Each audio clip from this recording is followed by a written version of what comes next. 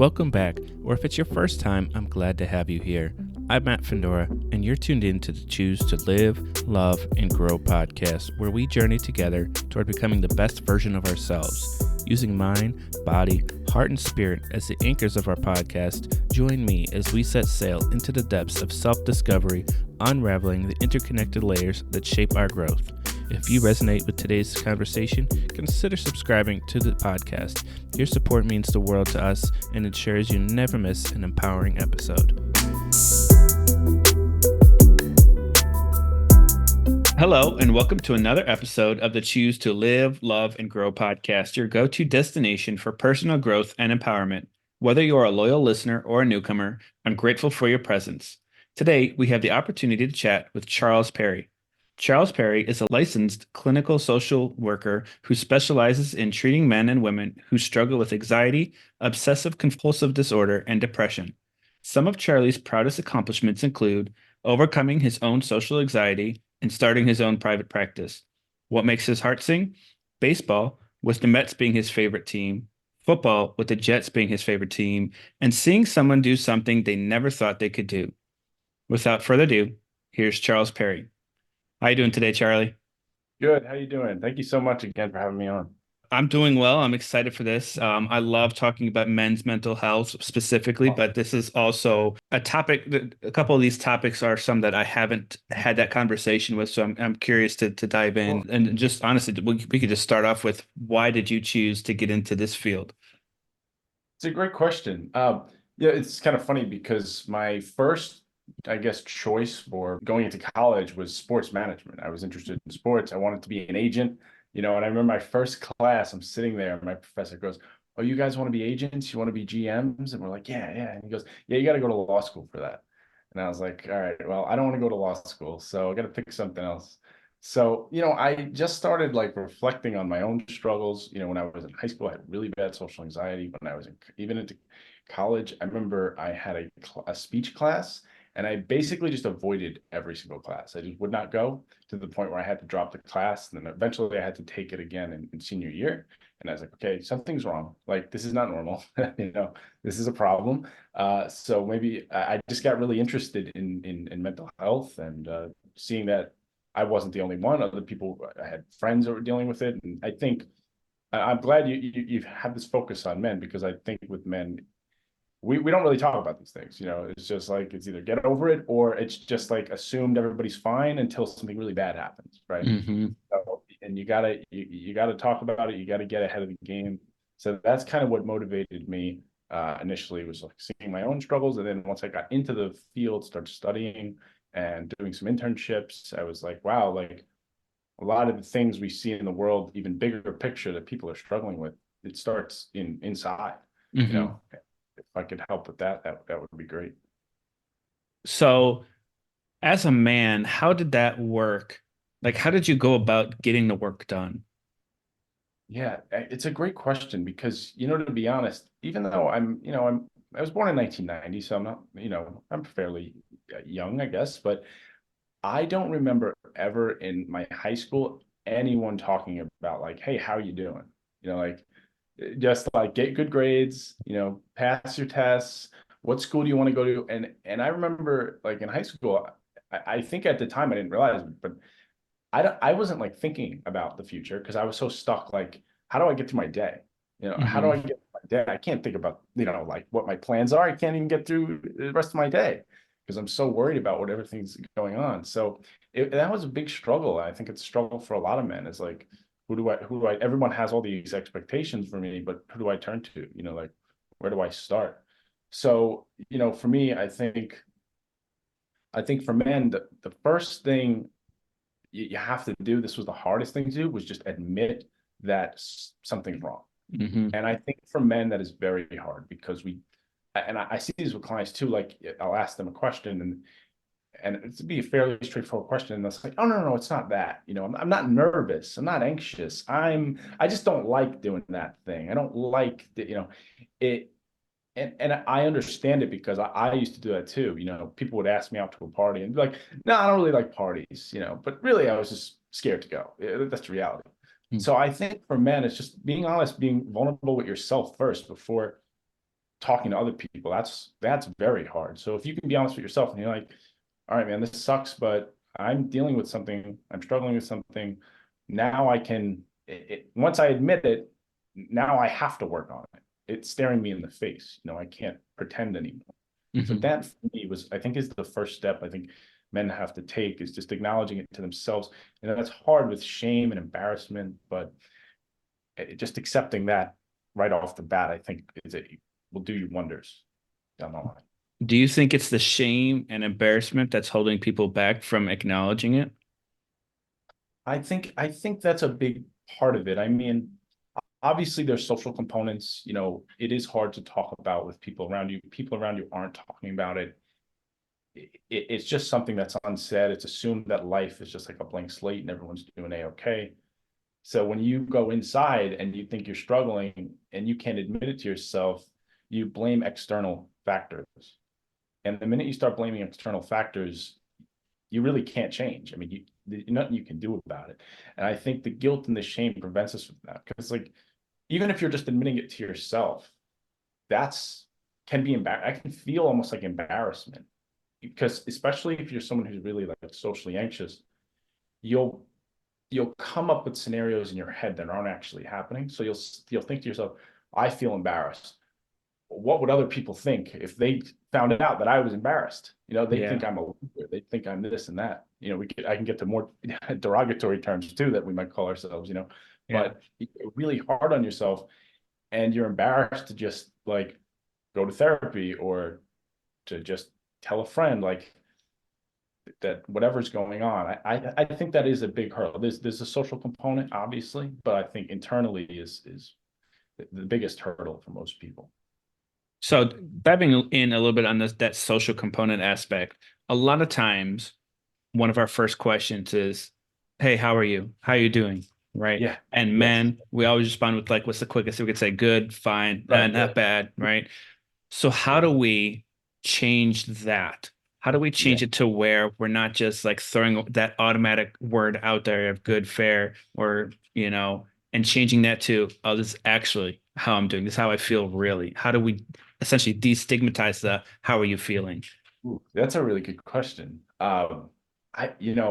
Yeah, because I think, and again, I don't mean to generalize. Obviously, everyone's different, right? But I look at the way women communicate, but like I look at the way my wife communicates with her friends or family members, and it's not just like how you're doing. Like there's meaning behind that. They're asking like, hey, where are you at? Like, what's going on in your life? I want to know about you. I want to, and when men ask, they're really just kind of asking out of, I think, almost like social politeness, maybe, or just like that's what you ask. Hey, what's up? So I think it's a two-way street. I think the asker has to ask with more intent. It's not just, hey, what's up? Ooh. Hey, what's up is like, it's not really an invitation to talk. That's just like, I want to hear it, but I don't want to hear it. Don't get too heavy on me. I just, what's up? Good. I don't want to hear bad. I don't want to hear anything.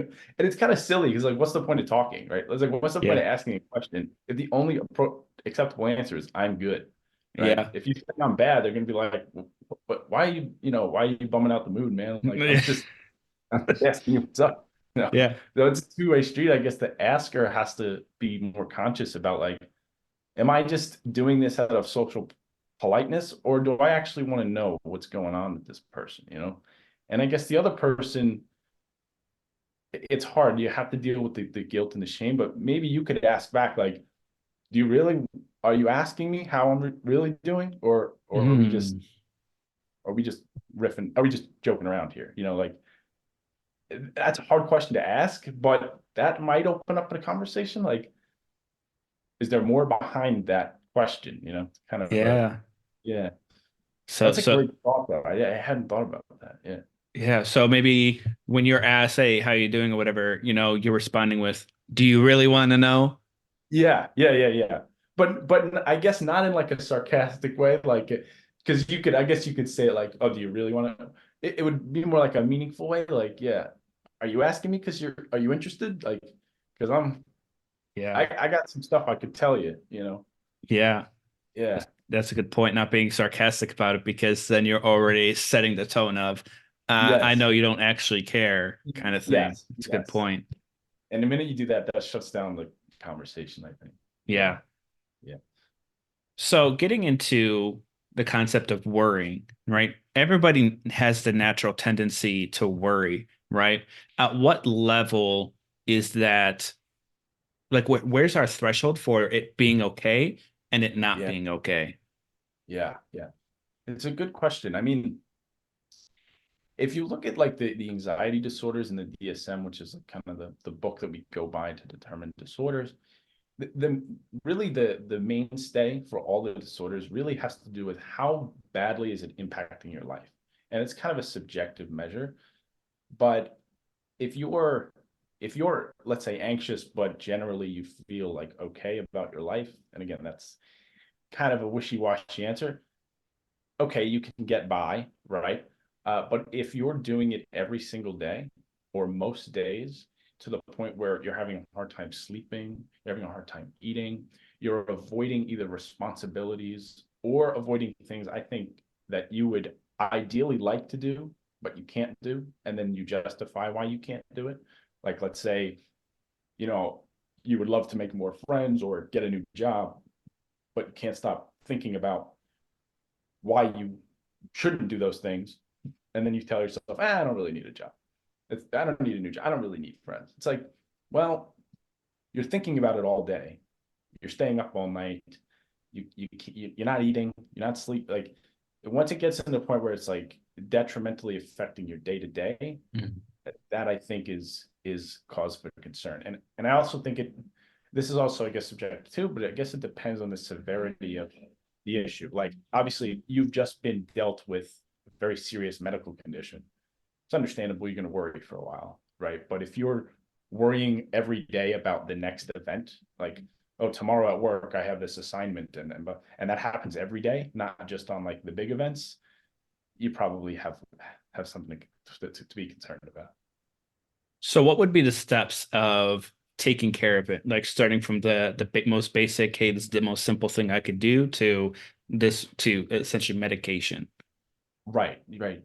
Yeah, so I mean, and I think that's generally how I look at it too. It's like I think therapy medication should be the last resort, only because for two reasons. One is it can become like a habitual thing depending on the medication, especially things like Xanax. I would definitely stay away from that, because basically you become dependent on the Xanax to Mm. get through social functions, whatever your anxiety is. So I think that you're on the right course here. It's like you start therapy and then you move your way up. In terms of what to start to do, the first thing I would say, again, as what I mentioned before, is you have to acknowledge it to yourself, because otherwise you perpetuate what I would call like justifying and reassurance. And these are like the two no-goes if you have anxiety. And I think these are the two things that we kind of get wrong about anxiety is we think that I'm anxious, I need to feel safe. And that's actually the worst thing you can do. Because when you're anxious and you try to feel safe, you're essentially telling your brain, I don't know how to handle this stress. The only way I know how to handle stress is to escape. Every time I feel Mm. escape, escape, escape. And that creates a really bad cycle. And if you don't acknowledge anxiety, and I see this a lot of times with people, it almost becomes like part of their personality. They'll get anxious about something and they'll go, yeah, but I have a good reason to be anxious because XYZ might happen, right? And that becomes their mode of thinking. You know, if I don't if I don't plan out my day for tomorrow, well, what if this happens at work? What if my boss asks me this? What if my coworker does this? What if this happens? They're trying to pre-plan every possible thing, and they justify it to themselves by saying, "Well, yeah, I'm anxious, but it's a good anxiety. It's helping me. It's helping me realize that there are things that could pop up, and I need to be ready for them." There's this idea with anxiety that it's almost like, I don't know if you've ever been to Boy Scouts, but it's like, you have to be prepared for everything. Mhm. But the problem with that is you justify everything, and then you don't actually address the anxiety. You only address day-to-day problems. Oh, I have a work thing tomorrow. Well, let me stay up all night and think about how I'm going to do that tomorrow. Well, thinking about it all night doesn't actually make the situation better. It doesn't help you get through the next day. It's kind of a trick of the brain that we think if I over prepare somehow, I'll be in a better situation tomorrow, but that's very rarely the case that I find. So if you find that you're thinking about something for more than like an hour and you're not getting any headway on it, you're probably just thinking in circles, you know? Um, so that's the first thing I would say, like acknowledge it to yourself, be careful you don't justify it to yourself. And then we start slowly with, depending on the version of anxiety, but what I would call exposure to the things that you're afraid of, which essentially start doing things that you otherwise wouldn't feel comfortable doing. So let's take the concept of the social anxiety aspect of things. Let's say you're at a party and you start having that social anxiety, and Right. your brain is telling you, I need to feel safe, which you said in most cases it's escaping. So how do you Yes. deal with it in the moment? That yes. So this is where it gets tricky. And I like to tell people that like you can still escape while we're doing this. Like escaping is not off the table, but we only want to escape when it's almost unmanageable. So what I'll often have people do is I'll say, what, and it could be social anxiety. For some people, it could be a different, some kind of phobia, or it could be a fear of performance or something. I'll say, okay, give me your 1 to 10 scale. 10 being, if I was in that situation, there's nothing I could do. I would be absolutely overwhelmed and I wouldn't be able to handle it. Right. We want to stay away from that. Like we're not ready for 10. And that's fine. We don't need to be at 10.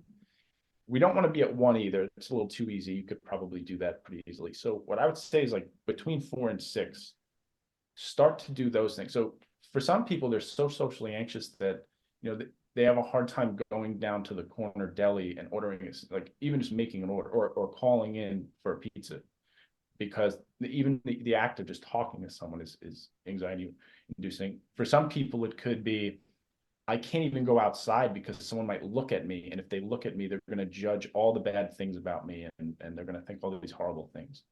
So for everyone, it's going to vary. So you got to find what your 5 and 6 is. So if you're 5 and 6 is, I think I could go to the deli and I could probably order a sandwich and say a quick hello. Okay, that's all you have to do this week. Just see if you can go to the deli and say hello. Like, don't jump into going to the party yet.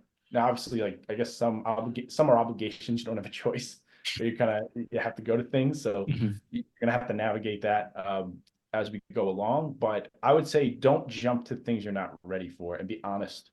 And I think that goes into that embarrassment shame issue too. Like, it's okay if you're not ready to like go on a date yet, or you're not ready to go to a big party. That's not where you're at. Mhm. What would be the difference then with shyness, being an introvert, and having social anxiety? Yeah, sure. It's a good question. I mean, they're definitely related.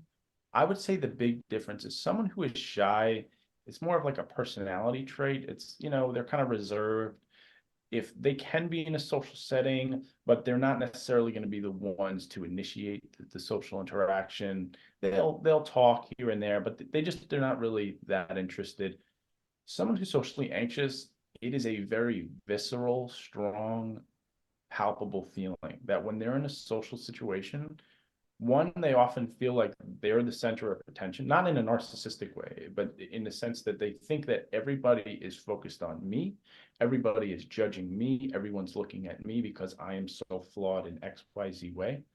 And so they're it's almost like obsessive in a way. They're constantly thinking about what they should and should not say next. So someone who's socially anxious, they're constantly like pre-preparing their thoughts. So if someone says hello, sometimes they'll have a hard time just saying hello back because they're thinking, well, if I say hello like this, it will come across like that. But if I say hello like that, it'll come across like this. Should I say it like that? How will this person interpret this?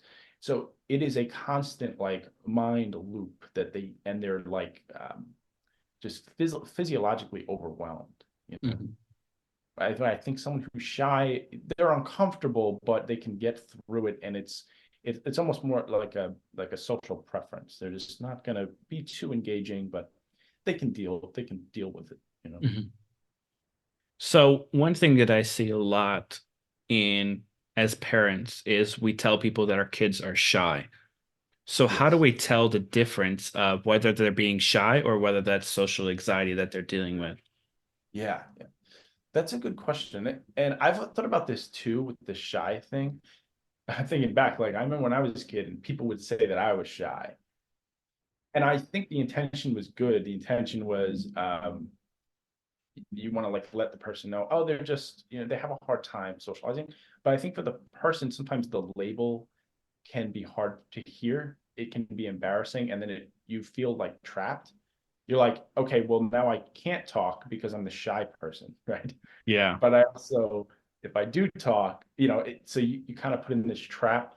Um, but what I would say is that, but if you're really like, if, from a parent's perspective, if you're looking at a kid and you're wondering if they're shy or socially anxious, someone who's a kid who is shy can probably make friends at school.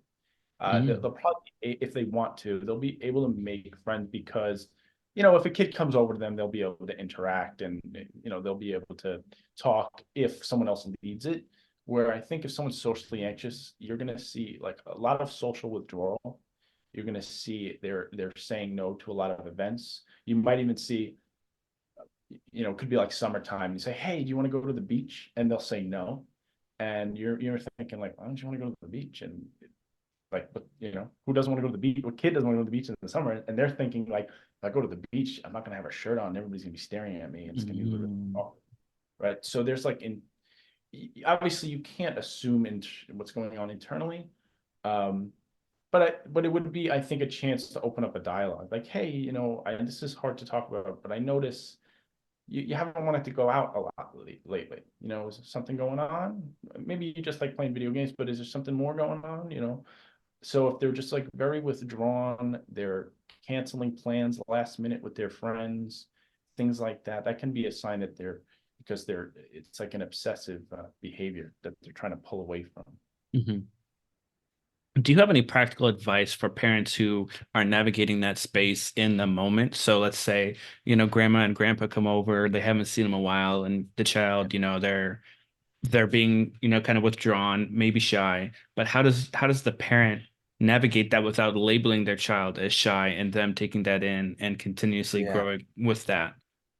It's a good question. I think it has to be probably like a dialogue over time and have an understanding with your kid about what their, let's say, limits are and what they can reasonably do. And so if like grandma are coming over, you could say to them like, hey, grandma are coming over. How do you feel about that? And maybe ask them like a day before so they can kind of like mentally prepare for it. And ask them like what makes you uncomfortable and comfortable in situations. And you want to get that gauge so that you can see like, again, that you're not pushing them too far, but you're also not limiting them either. So you can maybe say to them, hey, grandma are coming over. What are some sort of things that you find uncomfortable when they come over? Or what kind of questions are hard for you to talk about? What kind of things are hard for you to talk about? And what kind of things would you feel comfortable about? Like trying to get an understanding of what is okay with them so that they can start gradually. So that way you're not completely helicoptering them and saying like telling your grandparents don't come over because my kid's shy and he's going to get really nervous. But maybe even speak to the grandparents like, look, he's having a hard time. um, don't try not to be overly um, over the top about his shyness or anything like that, and kind of let him come to you, if that makes sense. That makes sense. Yeah. You kind of answered it, but I feel like there's more Yeah, to it in the aspect of the grandparent side of things. So now as a parent, you're sure. caught in between your parents and appeasing them and making sure that your child is okay, they're safe Yes. and that. So how do you navigate that conversation with the parents of, all right, like don't because a Yeah. lot of people in that older generation too don't They're not going to necessarily understand. understand, Yes. well, I'm Yes. I'm your I'm blood. Like you should Right. be What's coming the over here to me problem? right away. So Yeah. how does that conversation happen? Yeah. That's a great question. I think that gets into like bigger questions about family dynamics and in some cases, probably not in most, but in some cases, there's nothing you can say to the person if they are so close-minded to the idea about their, someone in their family struggling with mental health. You see this in families, not just grandparents, people of a younger generation too, where they don't want to talk about that their kid is struggling. Mm. And yet, other than education, which only goes, you can only educate someone if they're open to being educated, So depending on the scenario, there's no guarantee that that will go smoothly. So if that's the case, if you can't really have a conversation with them, I would say to just talk with your kid about, okay, I'll be by your side today. What can I do to help you through today if you're getting really anxious? But if you have someone in your family who's more open-minded, you could say, look, I know this probably wasn't really talked about in your day, but he is struggling. I want you, and maybe more importantly, focus on what the grandparents want, because I'd imagine they want connection, right? So Yeah. you want connection, right? If you push him too far, you're not going to get the connection because he's going to pull away, right? So it's really doing it. It's for the grandparents. It's like, come to him at his level, his or her level, where they're ready, and that way you can build the relationship. Because and I think someone who's open-minded will understand that, and they'll want that, And if you get someone really close-minded, like, well, why should I have to do that because this kid won't talk to me? It's like, well, I can't really, I can't really change your mind on that. But I would say, yeah, just try to get both sides to understand, like, this is about connection. Like, we're not saying that because he's socially anxious, you can't talk to them. That's the last thing we want. We just want to be able to connect in a slow, methodical way so that both people are okay with it. Yeah. Going back to one of my earlier questions when we were talking about the steps of what to do, with medication being the final one, at what level should therapy be introduced? I'm not one of those who say like therapy's for everyone. I mean, I guess it could be for everyone, but it's realistic. First of all, it can be expensive, and sometimes it can, in some cases it can be counterproductive if you're just venting about things and nothing's really happening. But if you get to a point where you're honestly looking at yourself and you're saying, my life isn't what I want it to be. I don't have the friends that I want to have. I don't have the day to day. I get, it's hard for me to imagine a bright future. These sorts of questions. You don't have to go deep into the symptoms, I don't think. You just have to ask yourself, like, am I feeling good about where I am? And would I potentially like more in my life? And if the answer to that is yes, then I would say go to therapy. If you're finding it hard to, if we're speaking of social anxiety, and let's say you're in your teens or your 20s and people are inviting you out and you have a desire to go, you're thinking to yourself, I would love to go, but I can't. That would be way too scary. Then I would say, okay, you just have basically a phobia problem. It's just a fear. All we have to do is deal with the fear, and then now because a lot of times I think people with social anxiety, they convince themselves that they don't like to socialize. That's I just it's Mm. not fun. Who likes small talk? Small talk's boring. And that could be true, but most likely you're afraid to do it, and you're telling yourself that so that you don't have to deal with the shame and embarrassment internally. You don't have to admit to yourself that you're scared, and so that you can also avoid. So it's like a neat little trick that we can do where we can not feel shame and not feel embarrassment and also avoid simultaneously. And that's a dangerous path to go down. So if you're doing that to yourself, I would say go to therapy. And then once you're in therapy, there are different obviously types of therapy for anxiety. For social anxiety, the main two that work are exposure therapy and cognitive behavioral therapy. Those are the two I would recommend. There are other forms. So, like, if it doesn't work, you can go to a different type of therapist. That's totally fine. Um, but if you're in therapy for, I would say, a while and you're not really seeing progress, then I would consider medication just to kind of help get you over the edge a little bit. Okay. So awareness has been a really key piece of all of this, right? So how do we Yeah. build that awareness? Yeah. I That's a great question. I think, particularly for men, we're not very good at identifying or being aware even when we feel something. It's like we feel something that, I don't like that feeling, and we just avoid it. Yeah.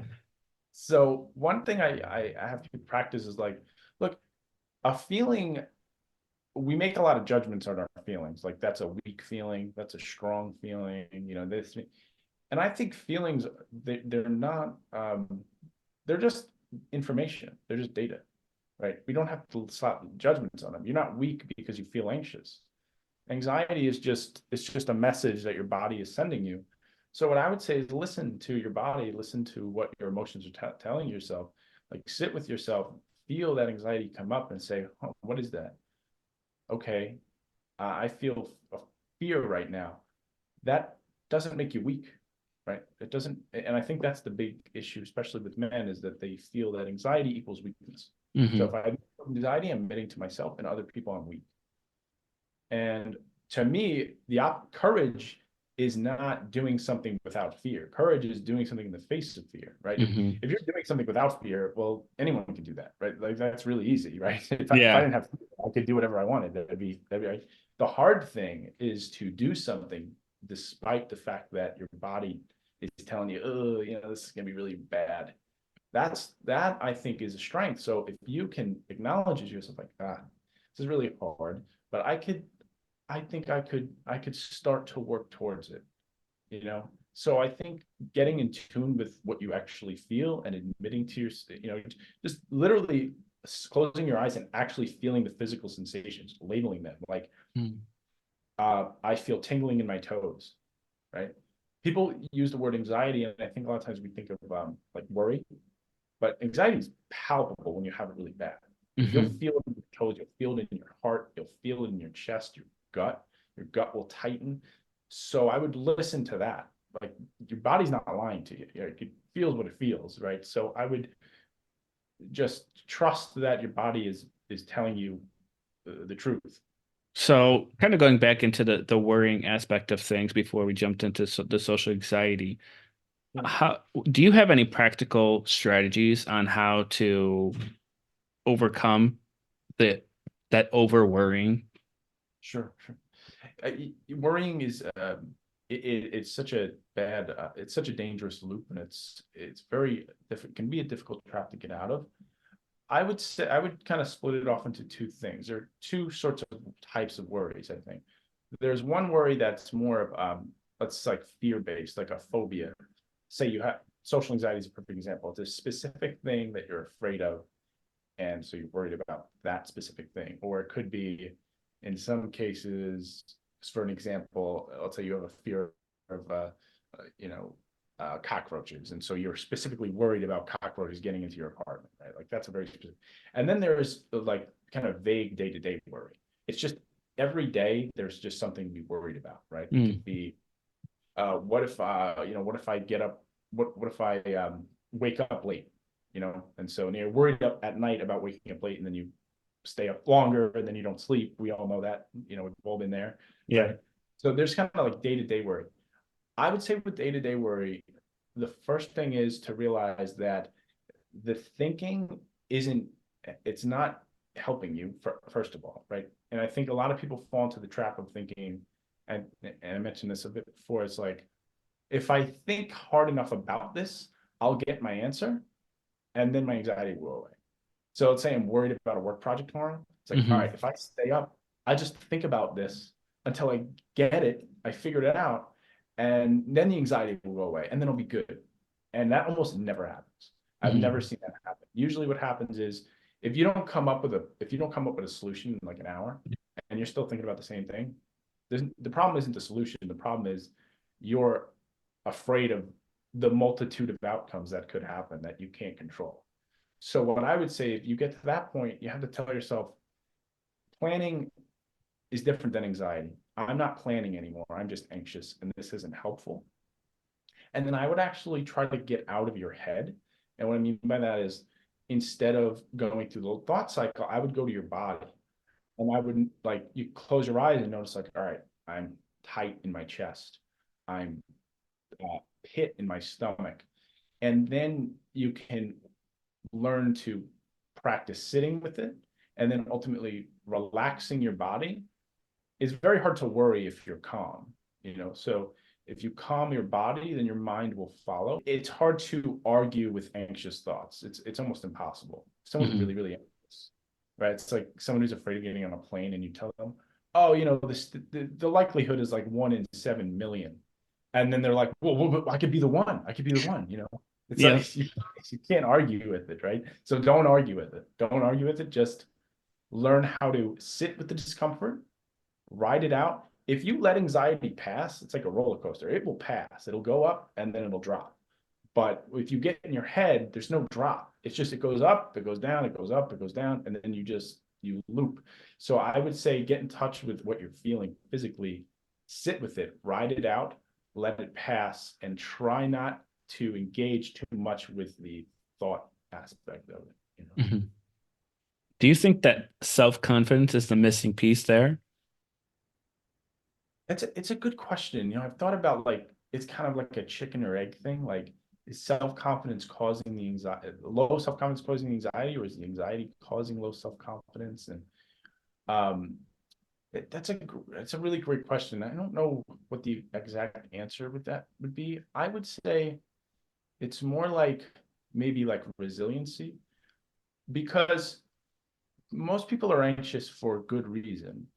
They're not making this stuff up. Like, if you could get in a car accident tomorrow, like, I don't mean to be grim, but like it could happen, right? These are all Yeah. possibilities. You can't think out of anxiety because you can't think out of possibilities, and possibilities are endless. Hmm. So any reassurance I try to give myself, like, well, I'll drive really slow tomorrow. Okay, but the guy who's speeding down the highway, he's not driving slow, so it doesn't really matter, right? Yeah. So it's more about accepting that. I know it's kind of cliche, but the things that are out of your control, accepting that you cannot do anything about them, and that the things that and that if a bad outcome were to happen, that you'd be okay. And I'll just go back to social anxiety because we've been focused on this. Some people will, they'll be worried, if I go to a party and if I tell a joke and it bombs, people are going to laugh at me and they're going to look at me funny. And instead of what most people want to hear is, no, no, no, no, you'll be fine. No one's going to judge you. Like, that joke will kill, you'll be totally fine. But that's not realistic. The Right. reality is you might go to a party, tell a joke, and everyone thinks you're weird. Like, that is true. Hmm. And it's better to admit that and say, but now it doesn't mean you're weird as a person. It just means like that moment was awkward. So you go to a party, you tell a joke and it bombs. People look at you like this. It's awkward for about a minute, and then people have really uh bad, they want to move on to the next thing. So then something else happens, and then it moves on, Hmm. right? We get so stuck in our experience, we think everyone's thinking about us. It's like that night had how many moments, and you're focused on your one, Yeah.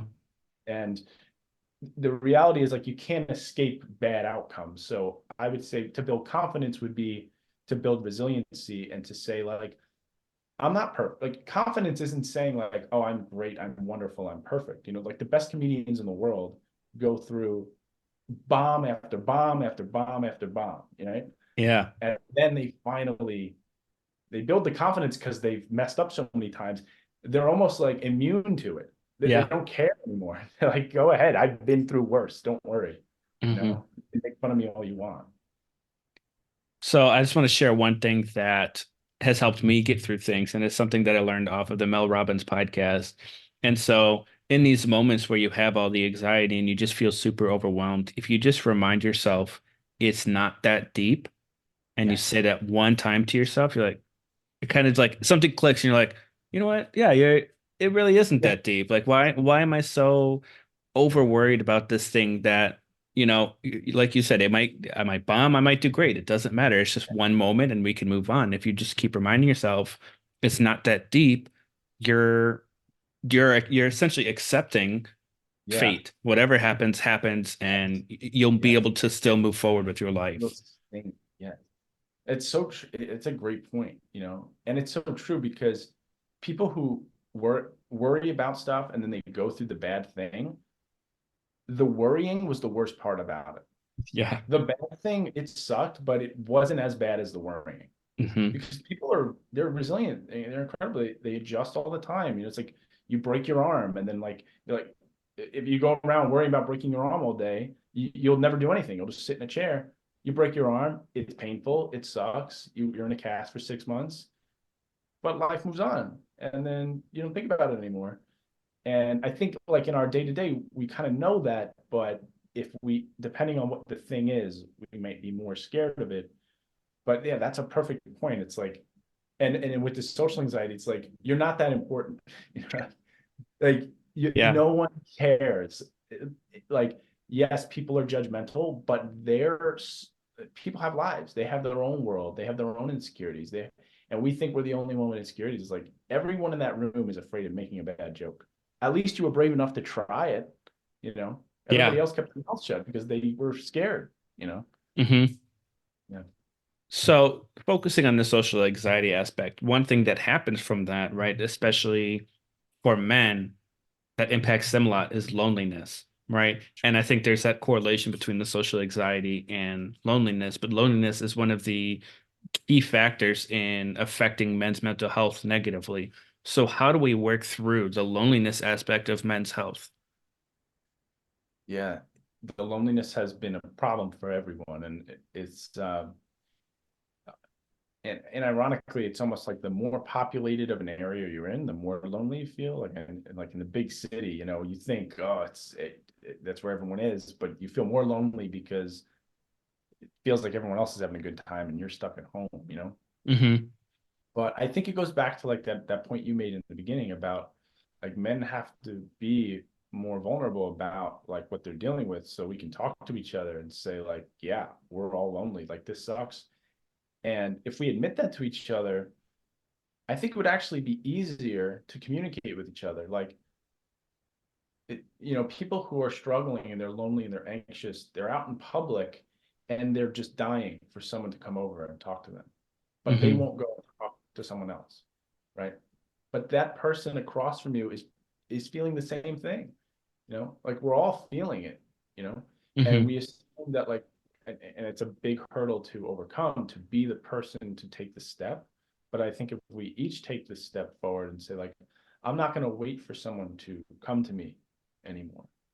I think that's what happens with loneliness. We get isolated, we feel unwanted, we feel like no one likes us, then we pull away and we socially withdraw.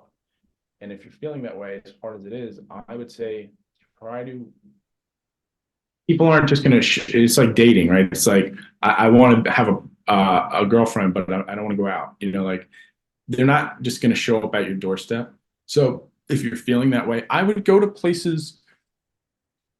Look, there's group therapy, which I think can be that's one avenue if you're really struggling with anxiety, because now you're with other people who have the exact same experience as you. That Hmm. would be a great option. There are. I remember I worked at a high school and we had a social anxiety group, and it's like the first 3 weeks, no one said a word to each other, right? But then it got to a point where it was so awkward to not say anything that people started talking. Hmm. So I think if you're socially anxious, go to a group where the other people are socially anxious. Now it's not as weird. Now you don't feel as judged. Everyone is feeling uncomfortable. That's one avenue. And then I would say, look at your life. What do you like to do? Do you like, some people like playing card games. Some people like to run, whatever. And then if depending on where you're at in your social anxiety and like your development, can you join a group and just go? And you don't have to talk to anyone yet. Just show up. Like people will come if you go to a social situation that is like a forced event. Like you go to sometimes they have like recreational sports leagues where the idea is to socialize. So it's almost awkward if you don't socialize. So people will come up to you, they'll talk to you. So I'd say put yourself in situations where people are forced to talk to you, and then therefore you'd be forced to talk to them.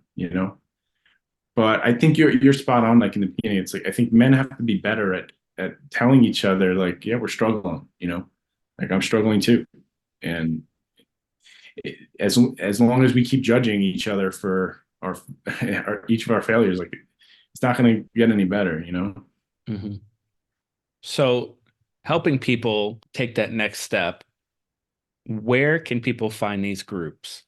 Right now, the big one, obviously, Psychology Today, you can find therapists there. You can also find groups there. If we're talking about like social anxiety groups or any kind of therapy group, you can find that those services. I know that NAMI has services. You can go online for that, and you could even start virtually. I know a lot of people. This can turn into a crutch, but it could be a starting point for some. Join like an online group. Maybe I know some people. I don't know about the security about it, but like Discord and things like that, they'll use that just to get to start talking to people. They'll play video games online, they'll talk to people. It's Mhm. a step. Now, it's a risky step because you can get trapped there, and so I'd Yeah. be careful with that. I would say again, look in your local area. There are things going on where people are going, and I wouldn't, if you just like go to a museum, let's say, it's not like a forced social event, right? Like no one is expected to talk to each other, right? You're just going there, right? It's a nice start if you're really anxious, like, hey, at least I'm around people, Yeah. but it's not going to help you meet people, right? Hmm. If you go to the library, you're not going to meet people. I would go places where like there's a website called Meetup, I think. It's an app. And the whole purpose of it is that people have an idea. They like talking about science, let's say, and they say we're going to meet up at this location on every Sunday at 1 p.m. You can just show up, and we're just going to talk about the latest news in science or baseball. So that a lot of people have found that helpful. They're just like these because we don't have community the way we used to have, so we kind of have to manufacture it a little bit. Hmm. Say find community around things you enjoy. So now we're getting near the end of the podcast episode. So I have three questions which I ask all guests, and these questions are over the topics of what this podcast is, which is live, love, and grow. So the first question I have is, what advice can you share about how to create a life that leaves a positive impact on the world? Whatever you're dealing with, take responsibility for what you're dealing with. It's not your fault, but it is your job to deal with it and to overcome it, not just for you, but for the people around you. There are other people struggling. You could be that person who goes out and helps someone, and that will do wonders for you. It will make you feel connected. It will make you feel useful. It will make you feel helpful. Loneliness oftentimes is we feel not only disconnected, we feel like, especially if it gets into depression, it's like, what's my point of existence? So Mhm. go out and help other people. And by helping other people, I think you'll get a lot more meaning from that than you might expect. So I would say instead of focusing internally, focus on how you can help others, and it will come back to you. I don't believe in like karma in like a spiritual sense necessarily, but I do think that if you do good things for people, it will come back eventually, you know. Yeah. Yeah. The second question I have is, what are some practical ways people can cultivate self-love? I would say that I would treat yourself like you treat a friend. You know, Mm. you have a friend and they're struggling. You don't go, yeah, you're an idiot and you do suck and no one likes you, right? You Yeah. don't do that to a friend, but you do it to yourself all the time, right? We're in our head and we're mean to ourselves. So I would say be kind to yourself in the way you would be kind to a friend. And if you're struggling, you can admit it to yourself and say, all right, I'm struggling. It's hard, but we can get improvement. We can improve. And there was actually this interesting study where they had people who were depressed and they asked them to take all their sentences that started with I and me and change them to either a third person or a fictional character. So the same story, like your whole story of your life, all the regrets and shame that you have, and just put in like some other name. And what they found was the brain had a very different reaction. It didn't feel the emotional pull. Mm. And so it could look at it objectively and be like, oh man, this person's actually had a tough life. Like, ooh, that must have been a hard time in their life. Like, and they can see it. So I would say in the same vein of treating yourself like your friend, like be careful of overusing I when you talk to yourself because there's so much emotion in that can be really negative for you. Yeah. That's a great tip. Mm. So, what is one actionable tip someone can do today to grow 1% better? I'm going to bring it back to the beginning, I think, is awareness and accountability. Like the mind is a powerful thing, and without you knowing it, it puts in, traps and defenses to preserve itself so that it doesn't have to feel embarrassment and shame and guilt. And so it'll tell you that oh, I don't really like doing this thing, or oh, that's not that big of a deal, but it is a big deal, and that's okay. So I would listen to yourself, listen to your body. It will tell you what direction you need to go as long as you're honest with yourself. So I would say just being honest with yourself. Yeah. Well, how can people connect with you? Oh, sure. So I have a website. It's charlesperrytherapy.com. They can connect through there. I also have an Instagram account, which is Charles Perry Therapy. So those are my two main sources that you can connect through me. Okay. And how can the audience support you on your journey? I would say just honestly, less about me, but just talk to each other. Like talk to each other. I think what goes around comes around, and like don't be afraid to speak up, because if you speak up, and this is the wonder of group therapy. The reason why it works is because all it takes is one person to speak up, and then everybody speaks up. Mm. So Hmm. if you're that person, then other people will grab it. You see this online, right? Like someone makes a video about something, and then one person comments, and then everyone's like, "Oh, it's safe to comment on this." I go through that too. Let me jump on that. Hmm. So if you're that person to start it, then people will come around. Yeah, I love that. Well, Charlie, it was really great having you on today. I know I learned a Thank you very lot, much. and the fact that we're talking about men's mental health, that brings joy to me because that's a topic that we need to have more It is. discussions about. So I just want to appreciate you for coming on the podcast and having this conversation with me. Thank you very much, man. I appreciate it a lot, and look forward to linking up again in the future if it's possible. And thanks again. Yeah, absolutely. Thank you for listening to today's episode of the Choose to Live, Love, and Grow podcast. I hope you took something away from this episode that you can implement today just like I did. I'd love to know what your biggest takeaway was from this episode. Let me know by sharing this episode in your Instagram stories and tag me at Matt Fendora. If you've enjoyed this episode, the ones before, and or you're looking forward to future episodes, please hit that subscribe or follow button. It helps me get this information to even more people. No matter what you choose to do, choose to live, love, and grow. Thank you, and have an outstanding day.